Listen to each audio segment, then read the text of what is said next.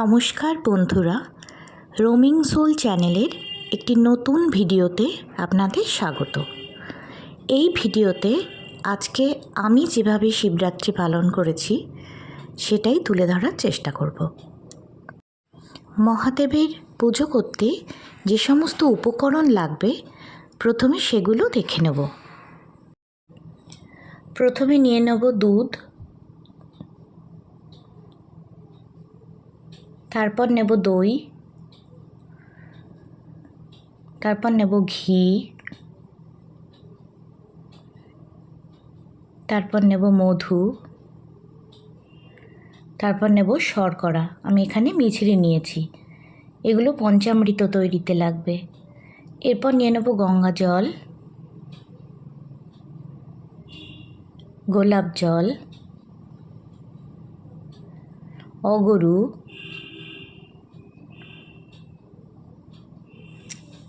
অষ্টগন্ধা চন্দন এবং কর্পূর। আর নেব অখণ্ড আতপ চাল, একটি নতুন পৈতা, পঞ্চশস্য, সিদ্ধি,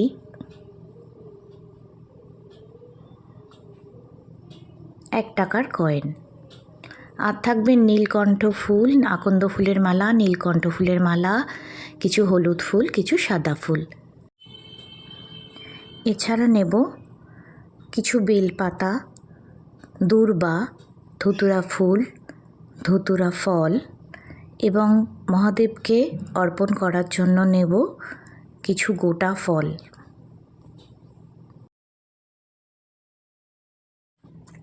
আমি আর নিয়েছি সাদা সন্দেশ, সাদা বাতাসা। বাবাকে আরতি করার জন্য লাগবে পঞ্চপ্রদীপ, ধূপকাঠি। এবার আমি পঞ্চামৃত তৈরি করে নেব। দুধের মধ্যে প্রথমে দিয়ে দেবো দই,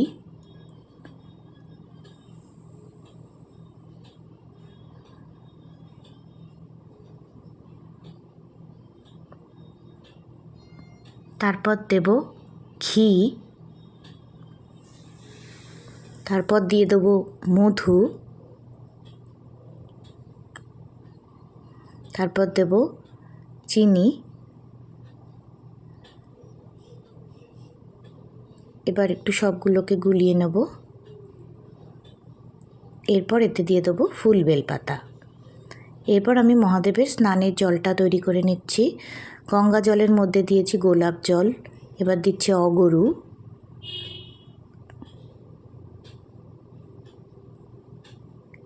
এবার দিয়ে দিচ্ছি অষ্টগন্ধা চন্দন,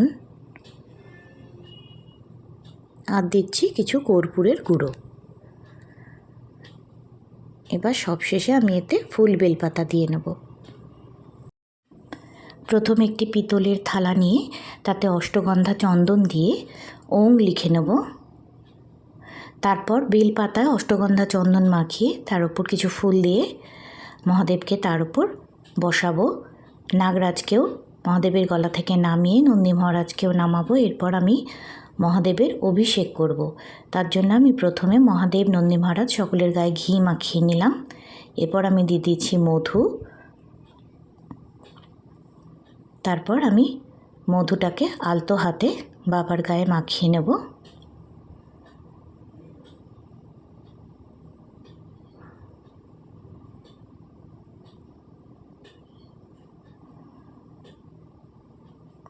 এরপর আমি দিয়ে দিচ্ছি দই।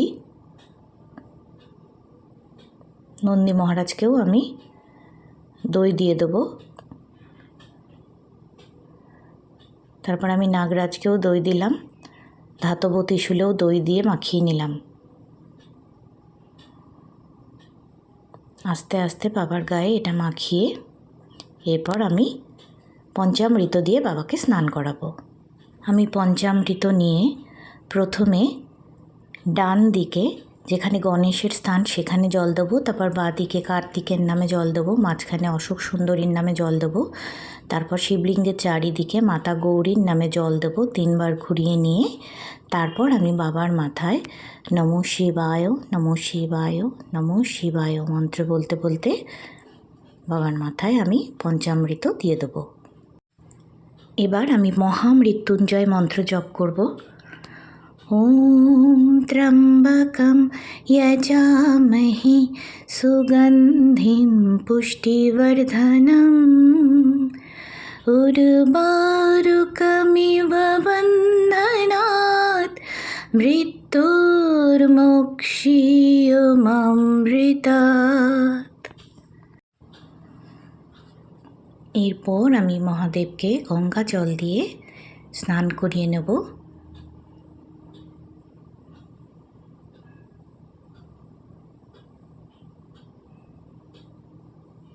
নন্দী মহারাজকেও আমি গঙ্গা জল দিয়ে স্নান করিয়ে নিলাম, নাগরাজকেও স্নান করিয়ে নিলাম, ধাতব ত্রিশূলকেও জল দিয়ে দিলাম। এবার আমি মহাদেবের মূর্তিতে আকন্দ ফুলের মালা পরিয়ে নিলাম। এবার ধাতব বেলপাতায় অষ্টগন্ধা চন্দন মাখিয়ে আমি মহাদেবের কাছে রেখে দিলাম। এবার মহাদেবকে আমি অষ্টগন্ধা চন্দন দিয়ে তিলক পরিয়ে দেবো।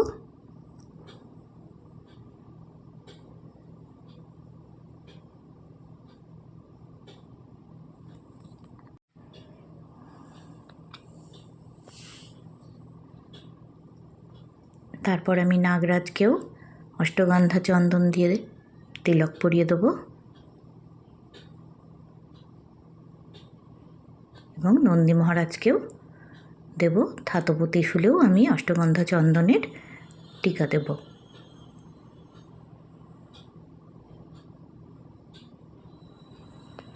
এরপর আমি একটি বইতে বাবার গলায় পরিয়ে দিলাম।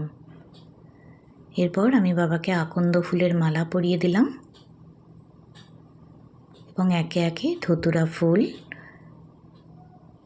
ধতুরা ফল এই সমস্ত কিছু বাবাকে অর্পণ করলাম। নীলকণ্ঠ ফুল আমি বাবাকে অর্পণ করলাম। নন্দী মহারাজকে আমি নীলকণ্ঠ ফুল দিলাম এবং বেলপাতায় অষ্টগন্ধা চন্দন মাখিয়ে আমি বাবার মাথায় অর্পণ করলাম। এরপর আমি বাবার মাথায় দূর্বা অর্পণ করলাম।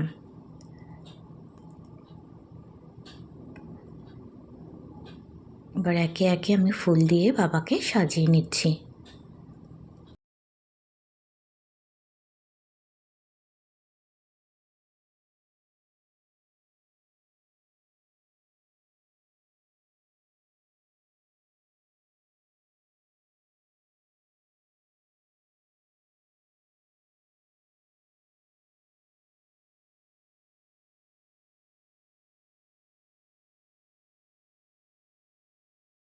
এবার আমি বেলপাতা এবং ফুলে অষ্টগন্ধা চন্দন মাখিয়ে মহাদেবের মূর্তিতে অর্পণ করলাম এবং বাবার শিবলিঙ্গে আমি গঙ্গা জল দিয়ে নিলাম।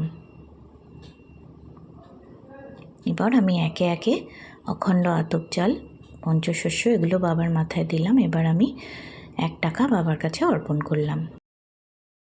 বাবাকে আমি 5 প্রকারের অখণ্ড ফল অর্পণ করলাম। এরপর আমি বাবাকে মিষ্টান্ন অর্পণ করলাম।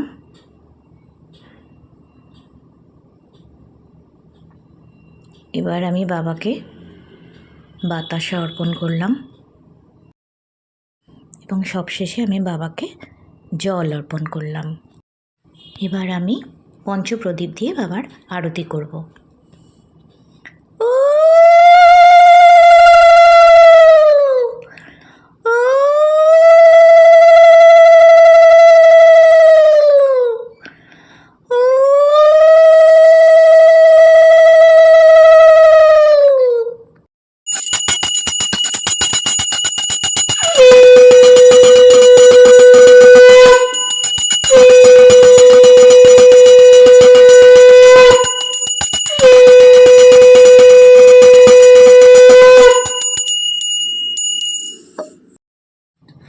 এইভাবে আমি শিবরাত্রিতে মহাদেবের পুজো সম্পন্ন করলাম।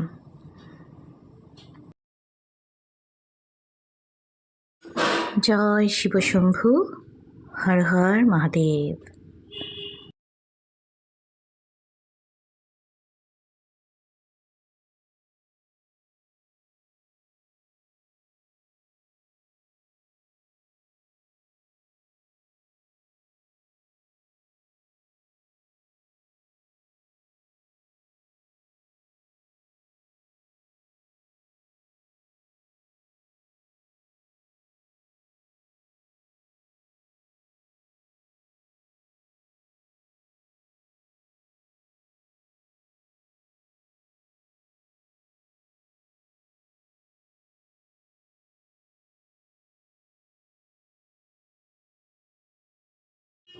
সব শেষে আমি হাত জোর করে মহাদেবের কাছে ক্ষমা চেয়ে নেব, বাবা পুজো করতে গিয়ে যদি কোনো ভুল ত্রুটি হয়ে থাকে তাহলে ক্ষমা করো।